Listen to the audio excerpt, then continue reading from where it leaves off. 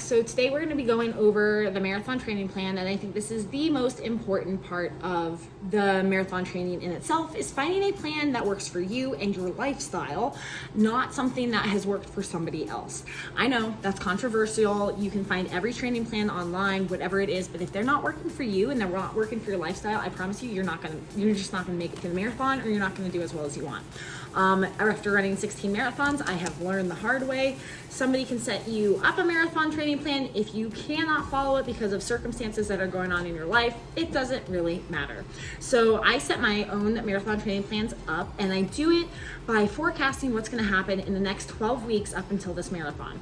Now, I do 12-week plans because I have a very, very solid base before I actually get to that first week of marathon training. And when I say solid base, I'm easily running up to 35, 40 miles a week, and I'm not getting fatigued. The first week always starts at 35 miles tops.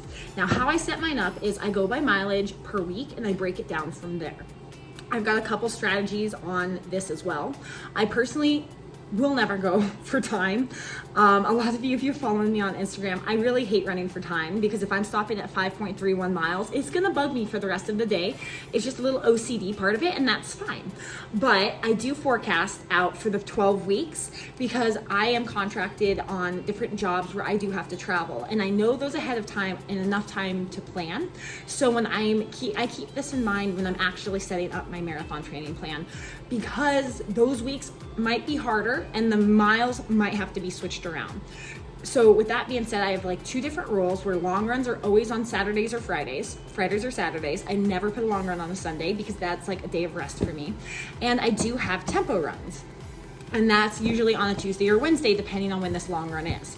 Now, I have rules where those are always going to happen during the week, but the days can fluctuate. This has really helped me make sure that they get in there to relieve stress, because a big part of marathon training, which we'll go over later on, is just relieving stress, because stress will actually probably allow you to get injured, and you don't want that. So here's how I usually set up my training plan, and hopefully you guys can see it on the screen.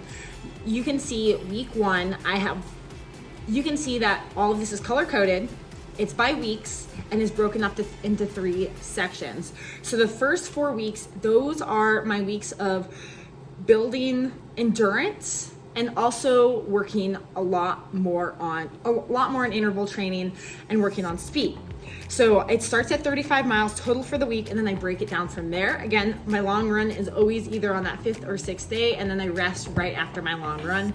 I run 6 days a week. You do not have to run 6 days a week. You can stack the smaller distances and have another day off. Again, it's up to you. You know how your body reacts. My body does great running 6 days a week, and I really like those shorter, easy runs because it does help mentally start building up. I always start at 15 miles and then I build my way up from there. I will go up to 24. You can see in week 8, 7, and 8, I am at a 24-mile long run.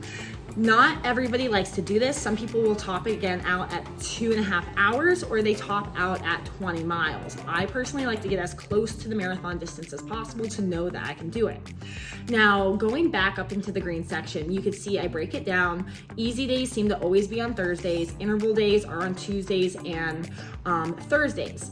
Now, something I'm gonna try differently this year in this marathon is I'm gonna actually do a lot more Orange Theory classes, which are pretty much, they're heart rate based classes, and a lot of the treadmill is intervals, and I can push myself. It's nice to have a coach that's able to push myself. So I'm adding the shorter distant days with the intervals on those 2 days so I can go to Orange Theory.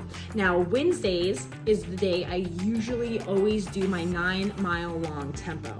Wednesdays are very light for me, or it's the only thing I have to do that day. So that's why I usually stack that 9-mile tempo on Wednesdays. Now you can see 9-mile tempo is not always a tempo on Wednesdays. Some days it's an easy run. It just really, again, depends on your schedule, on your life, and what is going on. Now, I will say another thing that I do live by is that 80-20 rule, is that you don't want more than 20% of your training to be above that easy pace. If you want to get faster, you need to run slower. I am 100% a believer of that. So I keep a lot of these easy runs. Even my long runs, I will not add intervals. I will not add a marathon time. I will not add tempo runs. I will always keep them at an easy distance. The LR is just there because it's a long run and they're always at easy pace. So that's how I set that up. Now, of course, in the red, these are gonna be more of my peak weeks. You can see over to the side, it's 50, 40, 50, 50. Now that 40 is actually there because I want more of a rest and recovery week as we get into the top weeks or the peak weeks of training. I personally do not go over 50 miles. 50 miles is a perfect distance for me to get through a marathon and get a good time that I want. Adding more miles has just honestly exhausted me and overtrained me, and I don't like that. So 50 is perfect. I've gone up to 70, and that was just a miserable experience because my body didn't want to handle it. But 50 is my sweet spot. You can also always kind of maneuver around it. Again, I like nice even numbers, but that sixth week is extremely important when it comes to a more of a rest and recovery period. And I will say during that week, you'll even take out weight training and just do all yoga after all of those runs, because I want my body to recover because it's worked so hard this far and I want it to continue for the next 6 weeks. That's kind of my halfway mark. So I dropped the mileage back. Now then I go back up to 50 miles the next 2 weeks, and then those last 3 with the yellow, that's my caution, slow down, you're getting ready for race week. And of course the last 2 weeks are dropping back down to that base of 35 miles total. I do add one more tempo run in that last 10th week, and then from there it's easy runs. I will add some intervals. Again, I'm gonna go to Orange Theory, but that last week is going to be completely easy until race day. Now, I personally like to rest 2 to 3 days up to race day. And when I say rest, I mean active rest.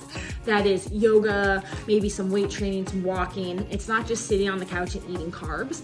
It's just something that's not running to get my body not only missing running, but ready to run and recover. So this is just the marathon portion of it. I do add in a lot of strength training, a lot of yoga, a lot of Orange Theory, and different cross training methods. Like on those rest days, it will be biking.